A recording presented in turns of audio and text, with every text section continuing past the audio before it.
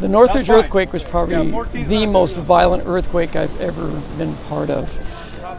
We knew right away when that hit that it was catastrophic. It was that violent.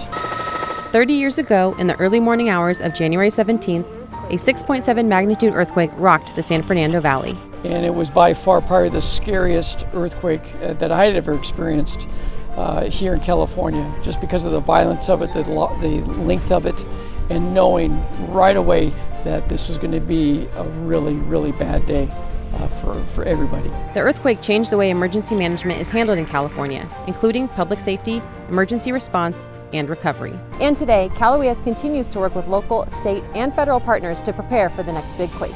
It kind of shows you the progress we've made in California readiness, that we have this kind of robust capability. Known as Regional Urban Search and Rescue Task Forces, or RTFs, these highly skilled groups of firefighters, rescuers, and medical professionals train year-round to be ready to locate, rescue, and perform medical stabilization to victims trapped in confined spaces like structural collapse and transportation accidents. I think RTF, with the ability to respond and get out of the station in 45 minutes, as opposed to 4 hours that they have for a big heavy team to get out the door, is paramount to survival.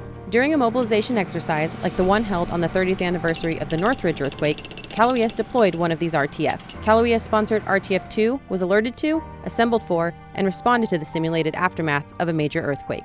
This system that uses personnel from fire departments that are already doing a lot of this work anyway, and brings them together to send them on these teams anywhere in our state, it does what it was supposed to do. And when the team arrives to assess damage and look for injured people, they occasionally need to call in reinforcements. Now, the regional use of our task forces that largely don't have their own canines, they can request them through what we call mission-ready packages through the Fire and Rescue Mutual Aid system.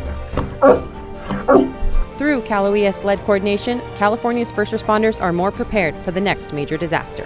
When this goes down, which we know it will, having these folks that are highly educated and highly qualified to do this type of training, it's going to rescue lives, it's going to save people. To see more from us, visit our website news.caloes.ca.gov and follow us on all our social media platforms.